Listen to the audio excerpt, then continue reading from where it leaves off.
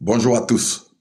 Nous sommes aujourd'hui le samedi 5 octobre 2024, jour marqué par l'empreinte du chiffre 5, 5 comme les 5 doigts de ma main.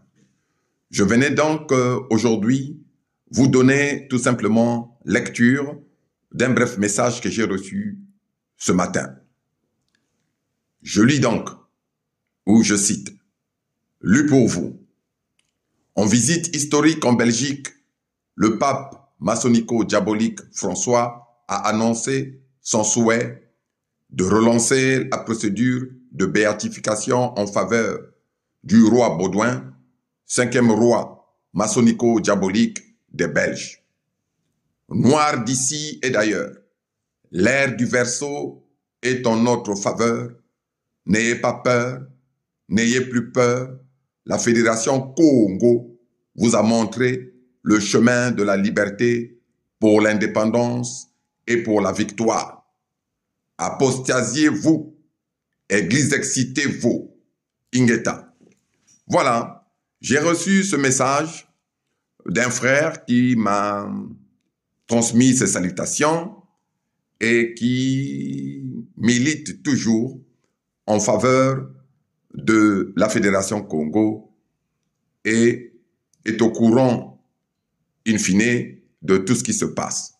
Donc, il m'a transmis le message et nous avons eu à échanger. Maintenant, mon rôle en tant que Maluango est non seulement celui de recevoir ce message et de vous en donner lecture, mais c'est également celui de vous éclairer davantage. Parce que, pourquoi, en quelque sorte, ce fameux pape diabolico-maçonnique a l'intention de béatifier, si ce n'est de canoniser même, le fameux roi Baudouin dont nous connaissons les crimes, notamment sur les terres Congo. Plus de 30 millions de morts, sans compter des millions de mutilés et de tous les dégâts en fait qui ont été faits sur nos terres ancestrales. Vous comprenez très bien que cette logique de vouloir élever ce fameux roi Baudouin correspond tout simplement, ou la volonté de ce fameux pape François est d'en faire un égrégore et de pousser les victimes et les descendants des victimes de ce fameux roi de prier pour leur bourreau.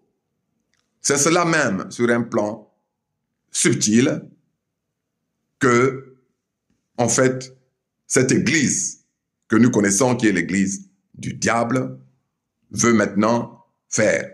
Parce que ils savent tous que le peuple noir, notamment le peuple Congo, des deux rives du fleuve qui porte le nom Congo, s'est réveillé et au-delà du réveil est en marche vers la victoire finale.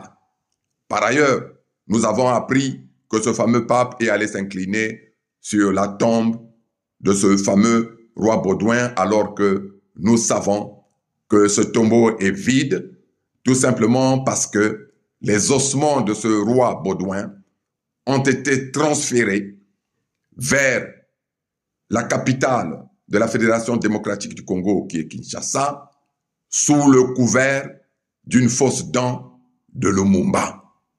Ça, nous le savons. Et nous avons déjà eu à faire une communication là-dessus. Je voulais donc ici, au-delà de dénoncer, vous faire comprendre le machiavélisme religieux, si ce n'est le satanisme, entre guillemets, c'est-à-dire de l'Église, de la fameuse Église catholique qui véhicule à travers son livre, ou ce livre qu'on appelle la Bible, la foi des colonisés. Il est donc temps que tous les peuples noirs, et notamment que le peuple Congo dans sa diversité, se mettent définitivement derrière les leaders Congo, derrière le Conseil fédéral Congo afin qu'on arrive définitivement à la victoire finale. Nous avons dit que le ring était haut, très haut, mais ce ring-là et dans ce combat-là, l'adversaire est déjà KO. Voilà le message que je voulais vous passer aujourd'hui. Je voulais encore réitérer et vous demander de sortir de la fameuse église du diable qui ne vise que votre soumission, aussi bien ici-bas que au-delà. C'était donc votre humble serviteur, le Maluango souverain et insoumis, Sa Majesté Tshikaya Zinga Ier, le membre permanent du Conseil fédéral Congo, le partisan de l'Afrique des solutions. Je vous dis merci et au revoir.